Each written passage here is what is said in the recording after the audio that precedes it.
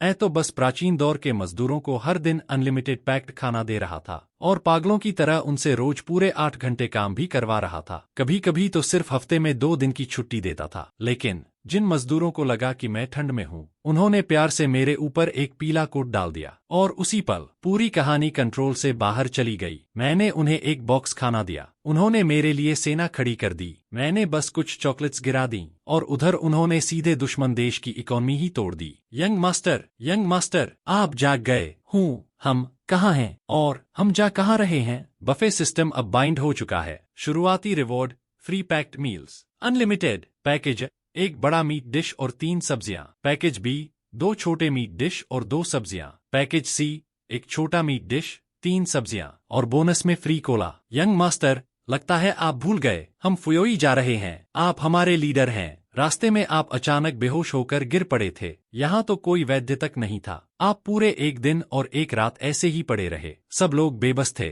लेकिन किसी ने नहीं सोचा था कि आप आज रात आखिरकार आंखें खोल देंगे। रुको, ये क्या चल रहा है? याओ यी, मुझे बताओ मैं कौन हूँ और बाहर वो लोग क्या कर रहे हैं? यंग मास्टर, ऐसी बातें मत कहिए, मुझे डरा मत दीजिए। आप हमारे जुन्यांग काउंटी के पवेलियन हेड हैं। मजिस्ट्रेट ने आपको सख्त आदेश दिया है। उन 50 ताकतवर मजदूरों को लेकर मकबरे की मरम्मत के लिए जाना है। मैं पवेलियन हेड हूँ और 50 लोगों को लेकर मकबरा बनवाने जा रहा हूँ। हाँ यंग मास्टर, मैं न्यूफू हूँ, बचपन से आपकी सेवा कर रहा हूँ। क्या आपको सच में कुछ याद नहीं? I'm kind of confused. अभी अभी होश आया है। क्या भूख की वजह से दिमाग काम नहीं कर रहा? मैं खाना ले आऊं?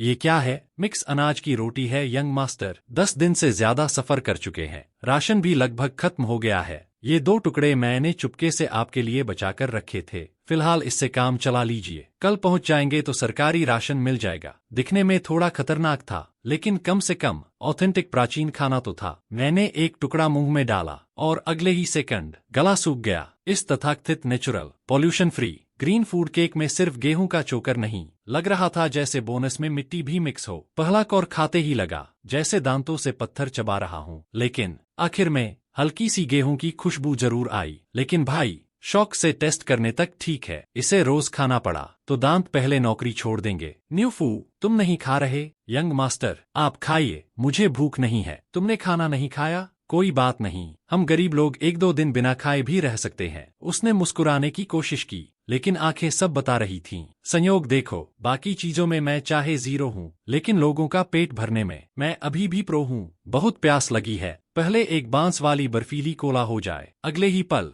मेरे हाथ में ठंडी कोला आ चुकी थी। ये लो, खाओ। यंग मास्टर, ये सब कहाँ से आया? ये तो स्वर्ग का भोजन लगता है। ज्यादा मत सोचो, बस खाओ। मुझे तुमसे कुछ पूछना भी है, भूखे मत रहो। लेकिन कोई जवाब नहीं आया। मैंने देखा, न्यूफू बस खाना देखे जा रहा था। सफेद चावल, क्या देख रहे हो? खा लो, ठंडा हो जाएगा। अगले ही सेकंड उसकी आंखें लाल हो गईं। यंग मास्टर, आप मेरे साथ इतना अच्छा क्यों करते हैं? अगर मैं 1000 टुकड़ों में भी टूट जाऊं, तब भी आपकी ये दया कभी नहीं चुका पाऊंगा। मैं अंदर से पूरी तरह चुप था, क्योंकि ये कोई दिव्य भोजन नहीं था, बस 10 रुपए वाला फ्री डिलीवरी लंच बॉक्स था। लेकिन उसके लिए ये किसी शाही दावत से कम नहीं था। यंग मास्टर, ये मीट आप रख लीजिए। इतना अच्छा खाना मैं कैसे खा सकता हूँ? नहीं, मेरा मन नहीं है। बहुत ऑयली चीजें नहीं खा पाता। अगर तुम नहीं खाओगे तो मैं फेंक दूंगा। नहीं, फेंकना मत। उसने कांपते हाथों से खाना उठाया, एक निवाला खाया, फिर दूसरा, फिर तीसरा, और फिर उसकी आंखों से आंसू निकल पड़े। यंग मास्टर, मैं 30 साल से ज्यादा जी चुका हूँ, लेकिन इतना स्वादिष्ट खाना मैंने जिंदगी में पहली बार खाया है। स्वर्ग का राजा भी इससे अच्छा खाना नहीं खा सकता। अच्छा है, कम से कम खाना पसंद तो आया। यहाँ एक और बॉक्स है, याद रखना, एक भी दाना बचना नहीं चाहिए।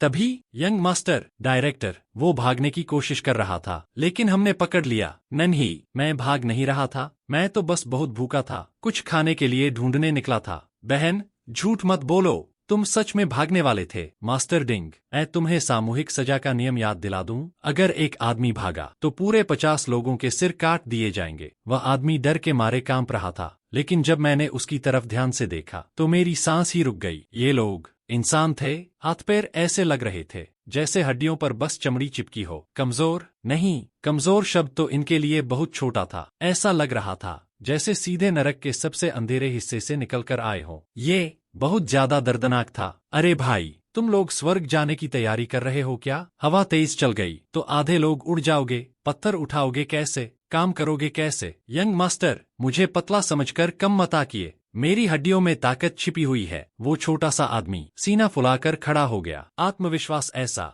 जैसे बॉडी नहीं पूरा पहाड़ उठा देगा। चलो बाकी लोगों से मिलाओ। डिंग झू, जो कुछ देर पहले मरा हुआ बनने की एक्टिंग कर रहा था, फौरन उठा और रास्ता दिखाने लगा। कुछ देर बाद मैंने सामने जो देखा उसने अंदर तक हिला दिया। जमाने वाली ठंड, शून्य से नीचे तापमान, और ये 50 मजदूर जिन्हें ताकतवर आदमी कहा जा रहा था, उनके पास रहने के लिए एक घास की झोपड़ी तक नहीं थी। बस सब लोग एक दूसरे से चिपक कर थोड़ी सी गर्मी बचाने की कोशिश कर रहे थे। आज कुछ खाया? मैंने पूछा। यंग मास्टर जल्दी में निकले थे, काउंटी ने भी राशन पूरा नहीं दिया। 2-3 दिन से सही खाना नसीब नहीं हुआ। फिर जिंदा कैसे हो? जंगली पत्ते, पेड़ की छाल और सफेद मिट्टी। सफेद मिट्टी, वो लोग मिट्टी खाकर जिंदा थे। कुछ सेकंड तक मैं कुछ बोल ही नहीं पाया। फिर मन में बस एक बात आई, अगर किस्मत मुझे यहाँ लेकर आई है तो मैं आंख बंद करके इन लोगों को मिट्टी खाते हुए नहीं देख सकता, कभी नहीं। न्यूफू, सबको लाइन में लगाओ, खाना बांटा जाएगा, बाकी हिसाब बाद में, पहले पेट भरो। सब उठो, लाइन बनाओ, यंग मास्टर खाना बांटेंगे। भीड़ में हलचल मच गई। क्या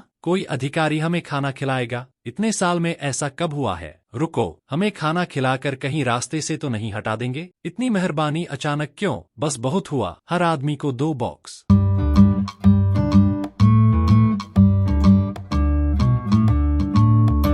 जैसे ही डिब्बे खुले पूरा माहौल जम गया। मीट, गरम सफेद चावल, हरी सब्जियां, खुशबू ऐसी कि सबकी आंखें वहीं अटक गईं। ये तो त्योहारों पर भी बड़े जमींदार नहीं खा पाते। ये इंसानों का खाना है या स्वर्ग का भोजन? कोई खाएगा भी कैसे? सुनो सब लोग, आज सिर्फ 2 बॉक्स मिलेंगे और ज्यादा नहीं। भूखे बहुत दिन रहे हो, ज्यादा खाया तो शरीर सह नहीं पाएगा। कुछ दिन में ठीक हो जाओगे, फिर मैं वादा करता हूँ पेट भरकर खिलाऊंगा। तभी डायरेक्टर धीरे से मेरे पास आया, चेहरे पर अजीब सा तनाव। यंग मास्टर, सच बताइए, क्या हम विद्रोह करने वाले हैं? आखिरी खाना खिला रहे हैं क्या? किसे मारने जा रहे हैं? कुछ सेकंड, पूरा मैदान चुप।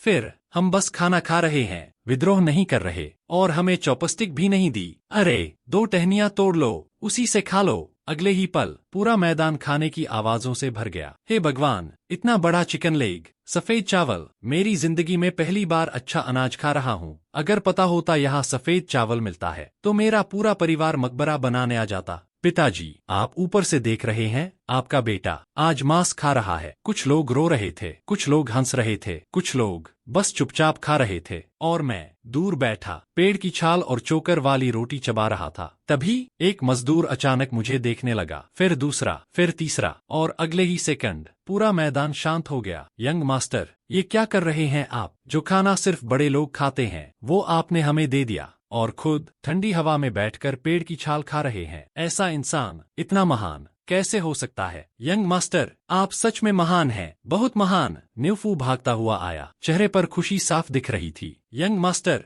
आज सबके कदम पहले से हल्के लग रहे हैं। सच कहा जाता है, पेट भर जाए तो इंसान में फिर से जीने की ताकत आ जाती है। लेकिन अगले ही पल एक ठंडी आवाज गूंजी, इन बीमार और कमजोर लोगों को उत्तर वाले पहाड़ के नीचे भेजो, सिंचाई की नहर खोदेंगे, यहाँ काम में रुकावट मत बनने दो। और उसी पल हवा का माहौल बदल गया, क्योंकि असली मुश्किल अब शुरू होने वाली थी। उत्तरी पहाड़ का नीचे वाला इलाका, वो तो मौत का मैदान है। वहां भेजना मतलब लोगों को मरने भेजना। लेकिन बाकी लोग घबरा रहे थे और मैं उल्टा आराम से खड़ा था। घबराना किस बात का? सम्राट हजारों किलोमीटर दूर बैठा है और यहाँ कोई देखने वाला भी नहीं। मतलब आराम से काम करो, थोड़ा काम, थोड़ा ब्रेक, जिंदगी सेट। लेकिन फिर मैंने सामने देखा और मेरा दिमाग घूम गया। ये यहाँ का मैनेजर क्या सच में गधे की लात खाकर बड़ा हुआ है? लकड़ी के औजारों से सिंचाई की नहर? भाई, ये काम करवाना है या लोगों को धीरे धीरे खत्म करना है? तभी न्यूफू भागता हुआ आया। यंग मास्टर, मैं अभी सरकारी राशन लेने गया था, लेकिन पूरा राशन सड़ा हुआ पुराना चावल निकला, और ऊपर से अधिकारियों ने 2/3 राशन पहले ही खा लिया। मैं कुछ सेकंड चुप रहा, फिर हंस पड़ा। हा हा हा, ठीक है, रहने दो, मुझे सोना चांदी के पहाड़ भी दे दो, फिर भी मुझे फर्क नहीं पड़ता। दूर खड़ा डायरेक्टर धीरे से बोला, मैं यहाँ बस एक छोटा नौकर हूँ। लियू युए, आज से यही जगह हमारा काम करने का भी ठिकाना होगी और सोने का भी। मैंने चारों तरफ देखा, खुला मैदान, पत्थर, ठंडी हवा और ऊपर एक अकेला पेड़। नहीं, मैं पेड़ के नीचे नहीं सोऊंगा। डिंग झू, कुछ लोगों को लेकर जाओ, पास में रहने लायक जगह ढूंढो, मिले या न मिले अंधेरा होने से पहले वापस आना। कुछ देर बाद डिंग झू वापस लौटा, चेहरे पर मुस्कान। यंग मास्टर, जगह मिल गई, बस एक अगरबत्ती जलने जितना समय लगेगा पहुंचने में।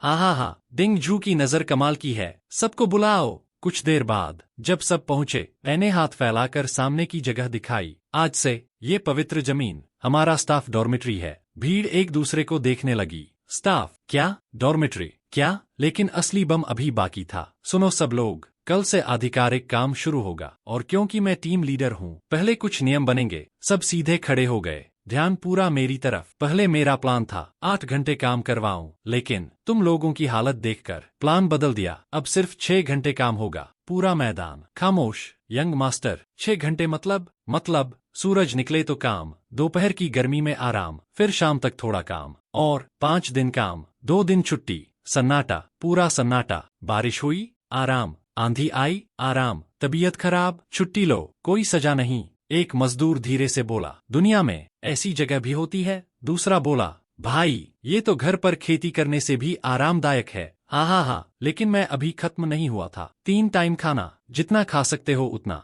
हर मील पर बॉक्स खाना। पूरा मैदान हिल गया। क्या? पेट भरकर? सच में? बिल्कुल, बस खाना थोड़ा रिपीट होगा, ज्यादातर एक बड़ा मीट डिश, 3 सब्जियां। डर बस इतना है, तुम लोग बोर न हो जाओ। एक आदमी लगभग रोते हुए बोला, यंग मास्टर बदलना मत, शादी ब्याह में भी इतना अच्छा खाना नहीं मिलता। मजाक कर रहे हैं क्या? 3 टाइम मांस और चावल, ऊपर से 2 छुट्टियां, ये सुनकर तो लोग सपने में भी लार टपका दें। ठीक है, आखिरी नियम, हफ्ते में 1 बार नहाना जरूरी, पर्सनल सफाई जरूरी है, ये आदेश है। इस बार पूरा मैदान टूट गया। नहाना? यंग मास्टर काम कर लेंगे, लेकिन नहाना बहुत कठिन है। मैं बस खड़ा देखता रहा और अगले ही पल सब खाने पर टूट पड़े। आवाजें ऐसी जैसे भेड़ियों के झुंड को अचानक दावत मिल गई हो। चबाने की आवाजें पूरे इलाके में गूंज रही थीं। 1, 2, 3, 4 खाली बॉक्स, सीधे खत्म। भाई इनके पेट अभी फट जाएंगे। तभी मैंने देखा, लियू युए वो अकेला बैठा था, उसका ब्रेज्ड पोर्क वाला खाना वैसे का वैसा रखा था। क्या हुआ?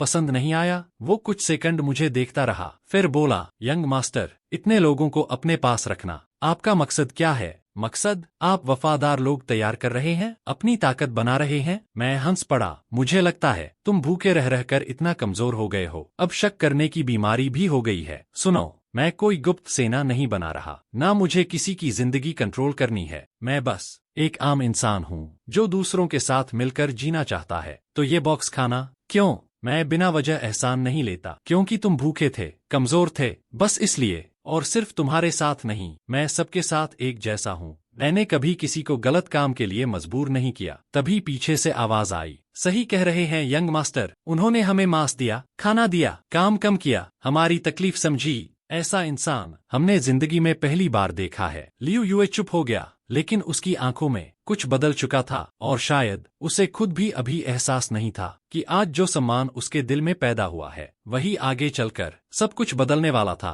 अगर तुम्हें सच में लगता है कि यंग मास्टर हमें अपने फायदे के लिए इस्तेमाल कर रहे हैं, तो ये खाना अब मत खाओ, मैं खा लेता हूँ। अगले ही सेकंड लियू युए ने खाना कसकर पकड़ लिया। उसकी आंखों में पहले शर्म थी, फिर सम्मान, और आखिर में वफादारी। मैं लियू युए आपके इस एहसान को जिंदगी भर नहीं भूलूंगा। आज से मैं पूरी वफादारी के साथ आपके साथ चलूंगा, कभी साथ नहीं छोड़ूंगा। मैं अंदर ही अंदर मुस्कुरा दिया। ये लोग सच में बहुत सीधे थे, बस थोड़ा सा अच्छा व्यवहार, थोड़ी इज्जत, थोड़ा खाना, और ये लोग अपनी पूरी जिंदगी तक सौंपने को तैयार। लेकिन उससे भी ज्यादा खतरनाक बात क्या थी? उन्हें लगने लगा था कि मेरे अंदर कोई बहुत बड़ा सपना छिपा हुआ है, जैसे मैं कोई गुप्त प्लान बना रहा हूँ, कोई बड़ी ताकत इकट्ठा कर रहा हूँ। भाई मैं तो बस चाहता था कि लोग मिट्टी खाना बंद करें। चलो खाओ, पेट भरकर खाओ, शरीर ठीक रहेगा तो बाकी सब भी ठीक हो जाएगा। लेकिन उसी रात समस्या आ गई। यंग मास्टर बुरा हो गया, ठंड लगकर तेज बुखार हो गया है। मैंने देखा एक आदमी कांप रहा था, चेहरा लाल, सांस भारी, शरीर तप रहा था। मैं ठीक हूँ, वो मुश्किल से बोला। ठीक हूँ, इस हालत को ठीक कहते हो? न्यूफू, ठंडा पानी लेकर आओ। यंग मास्टर, बस छोटा बुखार है, आराम कर लूंगा। 2 खुराक जड़ी बूटी मिल जाए तो ठीक हो जाऊंगा। फिर वो कड़वी हंसी हंसा। लेकिन इस गुफा में दवा कहाँ मिलेगी? मैं चुप हो गया, क्योंकि ये सच था। आज के जमाने में सर्दी बुखार छोटी चीज है, लेकिन यहाँ ये जान भी ले सकता था। यंग मास्टर, आपको दवाइयों की थोड़ी समझ है, अब देर नहीं कर सकते। मैं कुछ सेकंड सोचता रहा, फिर अचानक पूछा, यहाँ आसपास पहाड़ों में सोना मिलता है? सब चौंक गए। सोना मिलता है, लेकिन गहरे पहाड़ों में जाना पड़ता है। बारिश अभी रुकी है। न्यूफू, तुम और कुछ लोग मशाल लेकर निकलो, गुफा से ज्यादा दूर मत जाना। पुदीना ढूंढो और पेरिस पॉलिफाइला भी। सब मुझे घूरने लगे। बचपन, गरीबी, घरेलू इलाज, कभी कभी इंसान की सबसे बड़ी ताकत उसी मुश्किल जिंदगी से बनती है। और अब मेरे पास सिर्फ पुराना अनुभव नहीं था, मेरे पास था एक ऐसा सिस्टम जो हर बार दुनिया की उम्मीदों को उल्टा कर देता था। कुछ देर बाद जड़ी बूटियां मिल गईं, लेकिन नई मुसीबत सामने आ गई। यंग मास्टर, दवा तो है, लेकिन उबालेंगे किसमें? हमारे कैंप में लोहे का एक टुकड़ा तक नहीं। सन्नाटा। सही बात थी, दवा बनानी है, लेकिन बर्तन ही नहीं। तभी एक आदमी बोला, यंग मास्टर, पहाड़ के पीछे पुरानी बैरक में हिरणों को पानी पिलाने का बड़ा लकड़ी का पात्र पड़ा है। बहुत बड़ा नहीं है, उठाकर ला सकते हैं। मेरी आंखें चमक उठीं। शानदार, जो बीमार नहीं है, सब मेरे साथ चलो।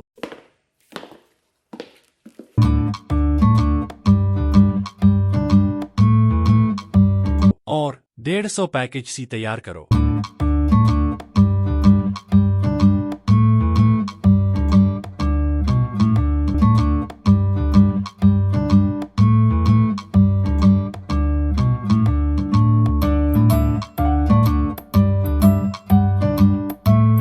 कुछ देर बाद गर्म जड़ी बूटी का सूप तैयार था। भाप उठ रही थी। ठंडी रात में वो किसी खजाने से कम नहीं लग रहा था। जिसे बुखार है उसे पहले दो, जिन्हें तेज बुखार है उन्हें ज्यादा ताकत वाला देना। एक आदमी ने धीरे से सूप पिया। अगले ही सेकंड उसकी आंखें फैल गईं। ये गर्माहट, ये मीठा स्वाद। यंग मास्टर, क्या ये स्वर्ग का अमृत है? अपना सूप पी और ड्रामा बंद कर। मैंने मुंह फेर लिया, लेकिन सच कहूं मैं भी हैरान था। प्राचीन लोग साल भर मेहनत करते थे, उनके शरीर आज के लोगों से बहुत ज्यादा मजबूत थे। पसीना निकला, शरीर गर्म हुआ और धीरे धीरे सबके चेहरे पर रंग वापस आने लगा। चलो, आज बड़ी खिचड़ी बनेगी। सूप भी खत्म, शोरबा भी खत्म। ठंड को शरीर से बाहर निकालो। कुछ ही देर में पूरा कैंप हंसी से भर गया। भाइयों, आज तो दावत हो गई। हा, 150 पैकेज सी। हमने तो पूरा मैदान ही हिला दिया। लेकिन तभी मैंने देखा एक बूढ़ा आदमी दूर खड़ा, चुप, बस मुझे देख रहा था।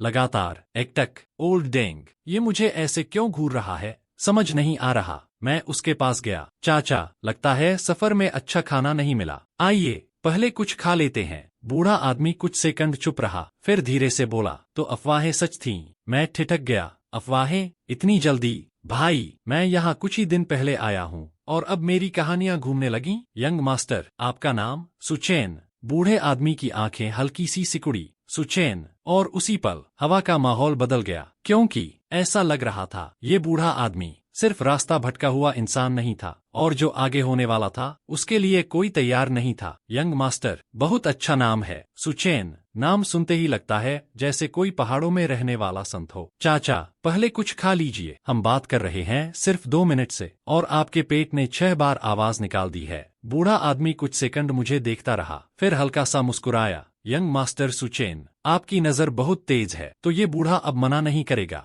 इतनी दूर आया हूँ, भूख तो सच में लगी है। कुछ देर बाद बूढ़े ने खाना खत्म कर दिया, पूरा साफ, एक दाना तक नहीं छोड़ा। मैंने सीधा पूछा, अब बताइए, आप हैं कौन और इतनी दूर इस वीराने में मुझे ढूंढने क्यों आए? बूढ़ा आदमी धीरे से बोला, मेरा नाम लियू युआन है, लियू युए का पिता। मैं हल्का सा चौंका। सुना था यहाँ कोई ऐसा इंसान आया है जो लोगों को खाना देता है, जान बचाता है और गरीबों का सहारा बन रहा है, इसलिए मैं खुद देखने चला आया। मेरा चेहरा सीधा जम गया। खत्म, पूरा खत्म, पक्का ये सब उसी कोला वाली दवा का कांड है। उसी दिन समझ जाना चाहिए था, जितना भलाई करोगे उतनी बड़ी कहानी बन जाएगी। चाचा, वो कोई दिव्य चीज नहीं थी, गलतफहमी है बस। वो तो मेरे गांव का आम पेय है, साधारण चीज। बूढ़ा आदमी शांत बैठा रहा, फिर धीरे से बोला, ओह, साधारण पेय जो तेज बुखार और सर्दी आधे घंटे में ठीक कर दे? पुराने जमाने में सबसे खतरनाक चीज क्या थी? जितना समझाओ उतना लोग और गलत समझते थे। लीजिए, खुद पीकर देख लीजिए, फिर फैसला करिए। बूढ़े आदमी ने धीरे से कोला उठाई, एक घूंट लिया, 2 घूंट, फिर उसकी आंखें फैल गईं।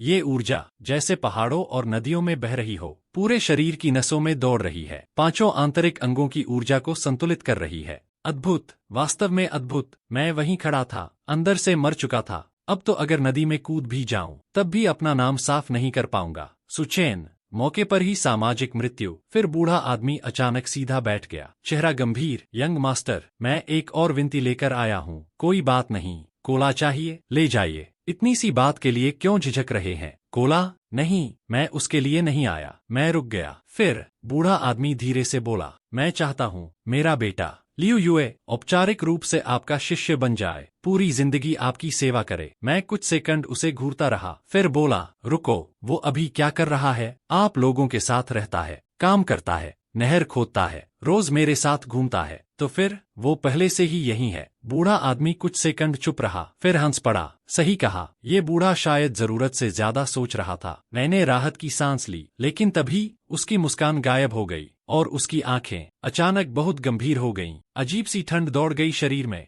यंग मास्टर, जाने से पहले एक बात कहना चाहता हूँ। ये दुनिया अगर बहुत ज्यादा अशांत हो जाए और एक दिन अगर हालात आपको शाही वस्त्र पहनने पर मजबूर कर दें। मेरा दिल एक सेकंड को रुक गया। क्या शाही वस्त्र? मतलब राजगद्दी? अगर वो दिन आए तो आज यहाँ जो वजह आपको लोगों को खाना खिलाने पर मजबूर कर रही है, उसे कभी मत भूलिएगा। लोगों के साथ दया से पेश आइएगा, दुनिया पर दया रखिएगा। मैं सीधा खड़ा रह गया। चाचा रुकिए, ये कैसी बातें कर रहे हैं? खाना जो चाहे खा लीजिए, लेकिन कुछ भी बोल मत दीजिए। राजगद्दी?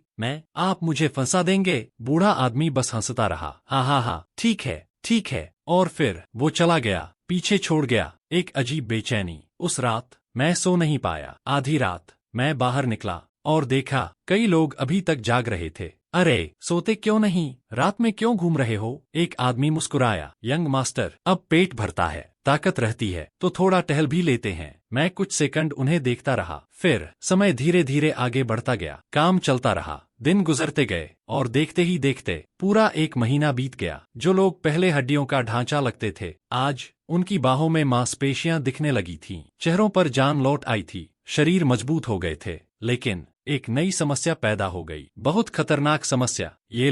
ये आखिर नहाते क्यों नहीं? मैं लगभग टूट चुका था। पूरा कैंप ऐसा लग रहा था जैसे जैविक हथियारों की फैक्ट्री खुल गई हो। पसीने की गंध सीधे आत्मा पर हमला कर रही थी। नहीं, अब नहीं। अगर जल्दी लोहे के सामान और रोजमर्रा की चीजें नहीं बनाई तो मैं सच में यहाँ जिंदा नहीं रह पाऊंगा। लेकिन तभी दूर से अचानक हलचल सुनाई दी।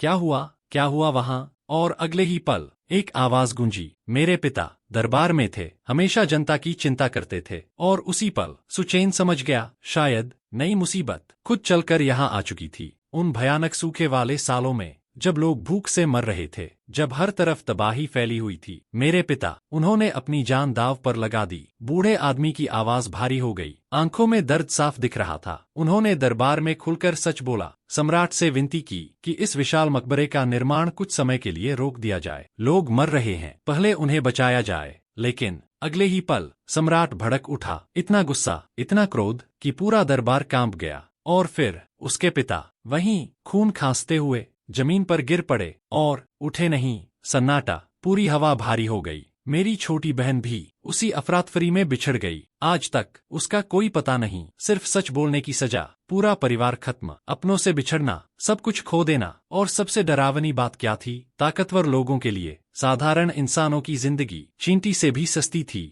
एक के बाद एक लोग मर रहे थे और ऊपर बैठे लोग बस देख रहे थे। यंग मास्टर, दुनिया टूट रही है, सूखा बढ़ रहा है, लोग घर छोड़ रहे हैं, भूख सब कुछ खा रही है। और कुछ दिन पहले उधर भट्ठे वाले इलाके में खाने की कमी की वजह से बड़ा दंगा शुरू हो गया। मैं चुप था, लेकिन दिल अंदर से भारी होता जा रहा था। ये आग बहुत जल्दी फैल जाएगी, और जब भूखे लोगों को जीने का रास्ता नहीं मिलता तो वो बगावत करते हैं। फिर खून बहता है, बहुत खून, और मरते हैं हम जैसे लोग। फिर उसने धीरे से कपड़ों के अंदर हाथ डाला और आधा टूटा हुआ धातु का चिन्ह निकाला। मेरे पिता मरने से पहले ये मुझे देकर गए थे। कहा था इसे एक दिन यंग मास्टर को देना, क्योंकि एक दिन उन्हें इसकी जरूरत पड़ेगी। मैंने हाथ में उठाया, भारी पुराना शानदार नक्काशी। ये क्या है? Tiger tally? पहली बार देख रहा हूँ। इसका क्या काम? मेरे पिता 300 एलीट घुड़सवार सैनिकों के कमांडर थे। ये टैली उनकी निष्ठा का प्रतीक था। 300 घुड़सवार। मैं सीधा रुक गया। 300? इतनी फोर्स? लेकिन अगले ही पल दिमाग में दूसरा सवाल आया। रुको, अगर दरबार को पता चल गया तो तुम्हें गद्दार घोषित कर देंगे, सीधा मौत। बूढ़ा आदमी हंस पड़ा। जो होगा देखा जाएगा, अभी जो पल मिला है उसे जी लेते हैं। लेकिन उसी वक्त एक आदमी दौड़ता हुआ आया, हांफता हुआ, चेहरा पीला। यंग मास्टर, कुछ गड़बड़ है। मुख्य निर्माण कार्यालय में कुछ हो गया। मैं एक सेकंड भी नहीं रुका। सबसे तेज आदमी कौन है? 6 पैकेज लो, सीधे वहां जाओ, जांच करो और याद रखना अगर कुछ गलत लगे भाग जाना। कुछ देर बाद वो वापस लौटा, लेकिन इस बार उसके चेहरे पर डर साफ था। यंग मास्टर, कोई जिंदा नहीं बचा। पूरा मुख्य कार्यालय युद्ध का मैदान बन चुका है। खून, इतना खून कि जमीन काली हो गई। कुछ सेकंड पूरा कैंप शांत। फिर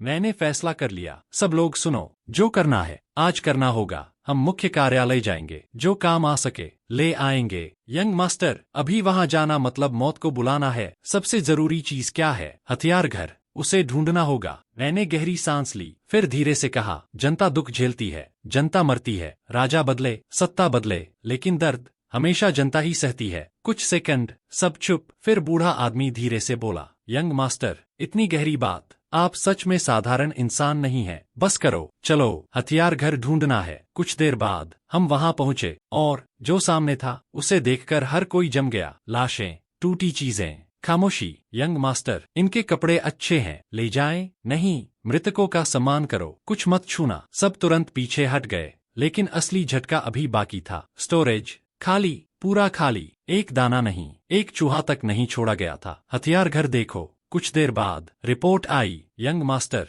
बस 5 रसोई वाले चाकू मिले, बाकी सब साफ। जो भी लोहे का सामान मिले सब उठा लो। तभी पीछे से आवाज आई, यंग मास्टर, पीछे घोड़े हैं। हम दौड़कर पहुंचे और अगले सेकंड सबकी आंखें चमक उठीं। 4 जिंदा घोड़े, 4 गाड़ियां अभी तक बची हुई। बच गए। मैंने गहरी सांस छोड़ी। अब हमारा सामान ढोना आसान होगा। तभी मैंने एक कोने में किसी को देखा, एक छोटा बच्चा, डरा हुआ, कांपता हुआ। चुप, तुम्हारा नाम? कोई जवाब नहीं। माँ बाप कहाँ हैं? चुप। मैंने आसपास देखा और सब समझ गया। अगर इसे यहीं छोड़ा तो ये आज रात नहीं बचेगा। गाड़ी तैयार करो, इसे कैंप लेकर चलेंगे। कुछ देर बाद मैंने उसके सामने खाना रखा। भूख लगी है? खा लो, हम सब यही खाते हैं। डर मत, जहर नहीं है। बच्चे ने धीरे से खाना उठाया, लेकिन खाते खाते उसकी आंखों से आंसू निकल पड़े। अरे रो क्यों रहे हो? वो कांपती आवाज में बोला, अगर मेरे मम्मी पापा को ये चावल मिल जाते तो वो भूख से नहीं मरते। उस पल जैसे पूरा समय रुक गया। मैं कुछ सेकंड चुप रहा, फिर धीरे से उसके सिर पर हाथ रखा। सुनो, तुम्हारे माता पिता तुम्हें जीने के लिए छोड़ गए हैं। अब तुम्हें उनकी हिस्से की जिंदगी भी जीनी है। अच्छे से खाना, ज्यादा खाना और जिंदा रहना। मैंने अपना मीट उसकी तरफ बढ़ा दिया। ये लो, तुम खाओ। नहीं, आप खाइए, मुझे ज्यादा ऑयली चीज पसंद नहीं। फिर मैंने बगल में रखी बोतल उठाई और हाँ, ये काली वाली चीज, इसे कोला कहते हैं। इसे सीधे पी सकते हो, मीठी है। बच्चा धीरे धीरे कोला पीने लगा और उधर बाकी लोग फिर अपनी दुनिया में कहानी बना चुके थे। हमारे यंग मास्टर को चिकन, बतख, मछली, मांस कुछ भी पसंद नहीं है। वो तो हर मील में बस मोटे अनाज की रोटी और वही काला दिव्य पेय पीते हैं और बड़े मजे से खाते हैं। मैं अंदर ही अंदर टूट गया। क्या बोलूं कि भाई, मॉडर्न जमाने में लोग हेल्थ के लिए होल ग्रेन खाते हैं और कोला दिव्य अमृत नहीं, कार्बोनेटेड ड्रिंक है। नहीं, समझाना बेकार था। जितना समझाओ उतना नया धर्म बन जाता था। लेकिन मजाक खत्म, अब मामला गंभीर था। मैं सबके सामने खड़ा हुआ। भाइयों, दुनिया बदलने वाली है और अच्छे तरीके से नहीं। बहुत जल्दी सब कुछ बिखर सकता है। पूरा मैदान शांत। पहली बात, आज से याओ ये नौकरी छोड़ रहा है। अब हम सब अपना प्रोडक्शन खुद संभालेंगे, खुद को बचाना है। दूसरी बात, जितना हो सके सूखा राशन तैयार करो, घोड़ों वाली गाड़ियों में भरकर बैच में जुन्यांग भेजो। अपनी पत्नियों को, अपने बच्चों को, अपने परिवार को लेकर वापस आओ। सबको यहाँ लाना है, यहीं बसेंगे, यही हमारा घर होगा। कुछ सेकंड पूरा कैंप शांत। फिर सच में यंग मास्टर सच बोल रहे हैं, हम अपने परिवार ला सकते हैं। अगले ही सेकंड पूरा मैदान खुशी से गूंज उठा। यंग मास्टर जिंदाबाद जिंदाबाद। कुछ लोगों की आंखें भर आईं, कुछ लोग जमीन पर बैठ गए, कुछ बस आसमान देख रहे थे। शायद बहुत समय बाद उन्हें पहली बार भविष्य दिखा था। लेकिन मैं दूसरी टेंशन में फंस गया। हम ये बॉक्स वाले खाने स्टोर कैसे होंगे? रुको, न्यूफू कहाँ है? भाई न्यू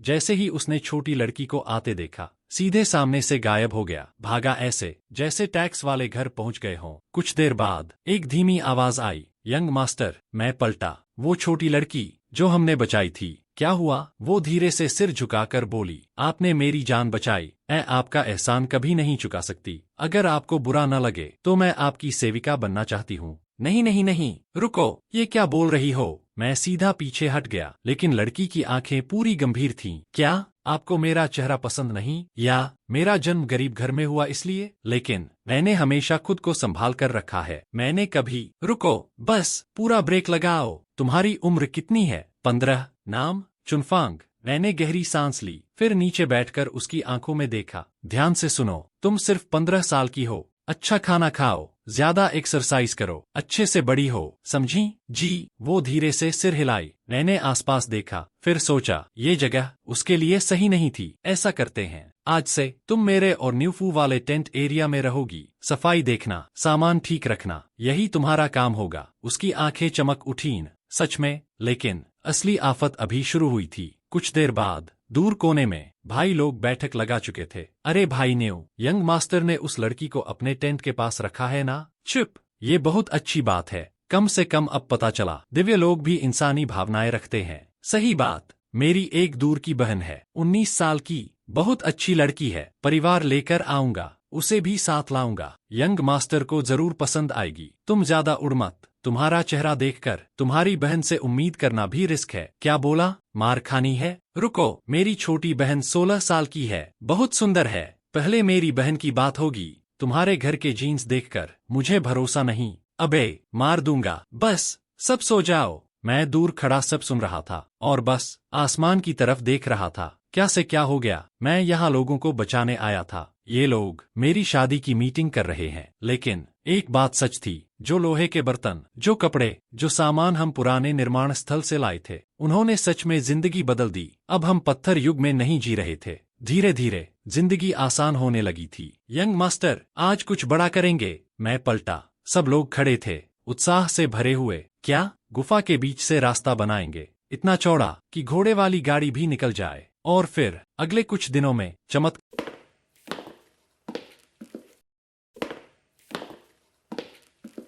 कार शुरू हो गया। बांस के घर एक के बाद एक, दोनों तरफ लाइन में। हल्की खुशबू, अलग रहने की जगह, मच्छरों की समस्या खत्म, प्राइवेसी की समस्या खत्म। फिर बांस के कप, बांस की चॉपस्टिक, सुखाने वाले स्टैंड, बांस के बिस्तर, सब आने लगे। और सबसे खतरनाक आदमी कौन निकला? ओल्ड डिंग। भाई ने पूरा प्रोडक्शन सिस्टम खोल दिया, जैसे अंदर छुपा हुआ इंजीनियर जाग गया हो। और एक दिन वो मुस्कुराते हुए मेरे पास आया। यंग मास्टर, आपके लिए खास बनाया है। मैंने नीचे देखा, एक बड़ा पेट, छोटा मुंह, अजीब सा बांस का सामान। ये क्या है? डिंगजू गर्व से मुस्कुराया। मछली पकड़ने की टोकरी। और उसी पल मेरे दिमाग में एक नया आइडिया पैदा हो चुका था। चलो भाइयों, आज तुम्हें असली मजा दिखाता हूँ। सब लोग एक दूसरे को देखने लगे। यंग मास्टर, क्या करने वाले हैं? मैं मुस्कुराया, सीधा झील की तरफ इशारा किया। तैरना जानते हो? पूरा मैदान शांत। फिर, नहीं, हम तो सूखे इलाके वाले उत्तर के लोग हैं, तैरना नहीं आता। मैं हंस पड़ा। हा, इतनी खूबसूरत जगह है और तुम लोगों ने कभी पानी में मस्ती नहीं की? ये तो बहुत बड़ा नुकसान है। आज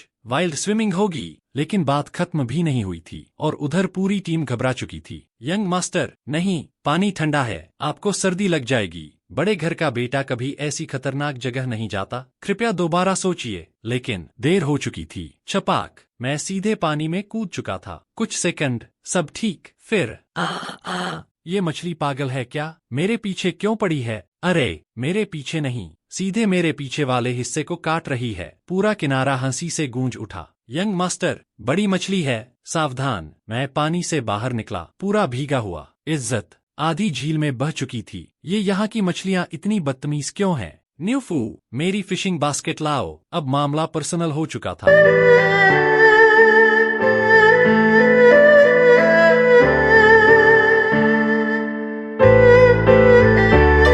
कुछ देर बाद मिल गई। यंग मास्टर ने पकड़ ली। छोटी वाली छोड़ दो, बड़ी वाली रस्सी में बांधो।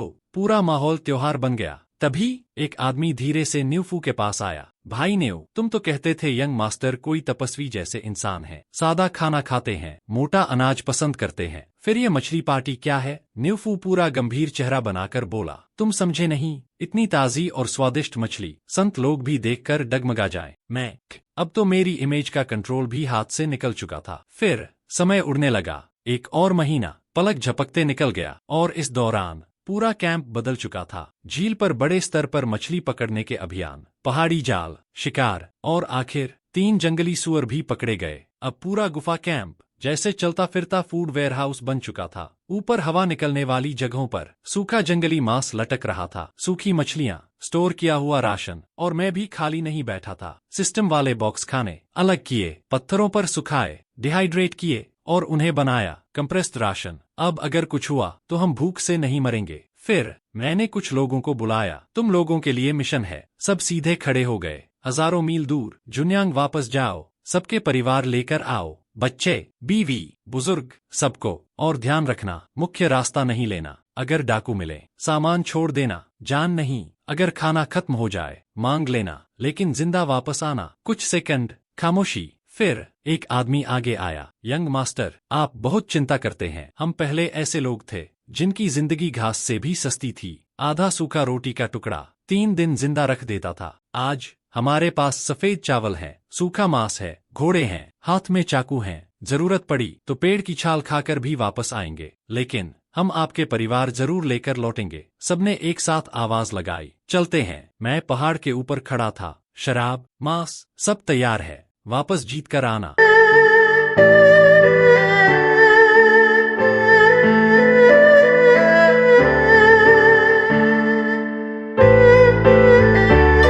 फिर रात, और अचानक मैं झटके से उठ बैठा। यंग मास्टर, क्या हुआ? कुछ नहीं, बस बुरा सपना था।